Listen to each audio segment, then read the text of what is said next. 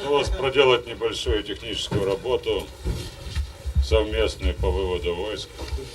Мы ее проделаем. Мы доказали совместную состоятельность.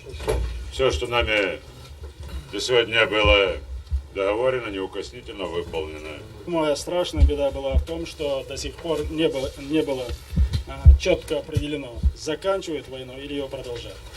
Вот. Сегодня нашлись политики, нашлись военные, нашлись люди, которые действительно решили завершить эту проблему.